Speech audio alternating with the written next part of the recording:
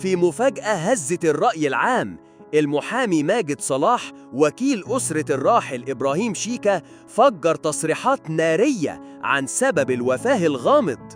المفاجأة الأولى، والدة شيكا بنفسها شافت جرح غامض في جنب ابنها بعد وفاته.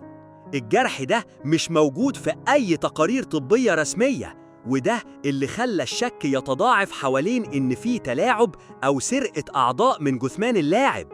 الصدمة الأكبر إن المحامي أكد إن زوجة شيكا هبة التركي منعت الأسرة من الاطلاع على المستندات الطبية بالكامل، بل وأخفت أوراق وتقارير تخص حالة شيكا، وده يفتح الباب لأسئلة مخيفة.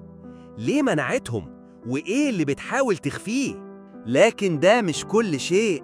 المحامي استند كمان على مقاطع فيديو متداولة بتظهر إن شيكا كان بيتعالج عند أطباء غير متخصصين في علاج السرطان، يعني من الآخر اتلعب بصحته في آخر أيامه.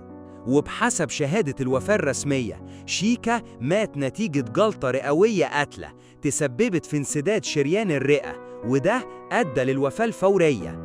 لكن ليه التقرير الرسمي ده مش متطابق مع اللي شافته والدته؟ وليه الجرح اللي في بطنه محدش جاب سيرته؟ المحامي ماجد صلاح كشف كمان إن النهاردة التلات هيتم عقد تاني جلسة تحقيق من الجهات المختصة. الجلسة دي هتجمع كل الدلائل الطبية من تحاليل وأشعة وفحوصات، وهيتم عرضها على الطب الشرعي للتأكد إذا كان فيه فعلا نزع أعضاء زي الكلى أو فص من الكبد. والكارثة الأكبر إن في احتمال استخراج جثمان شيكا بالكامل وعرضه على الطب الشرعي لفحصه بدقة. والدة شيكا بدورها ما سكتتش، وقدمت بلاغ رسمي للنائب العام وطلبت فيه إنها تعرف الحقيقة كاملة، وقالت إن ابنها ما عملش أي عمليات تخص السرطان، وإن الفيديو اللي اتنشر على السوشيال ميديا وهو داخل عيادة دكتور بطن وكلى بيثبت إنه خضع لعملية جراحية ملهاش علاقة بمرضه، واللي بيأكد إن في حاجة مش طبيعية حصلت قبل وفاته.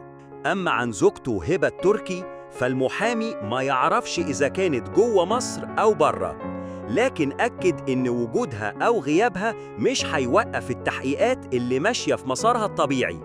التحقيقات اللي هدفها الوحيد كشف إذا كان شيكا اتعرض لسرقة أعضائه فعلا ولا لأ. وفي النهاية والدته بتصرخ: عاوز أعرف الحقيقة، عاوز أرتاح، ابني اتظلم في حياته ومش عايزة يفضل مظلوم بعد موته.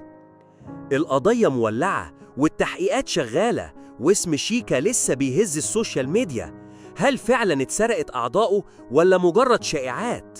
الأيام الجاية هتكشف المستور. أنا لو مت أعرف إن أنا أتأثر في حق كتير قوي.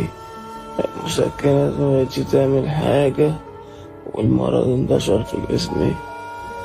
يا رب.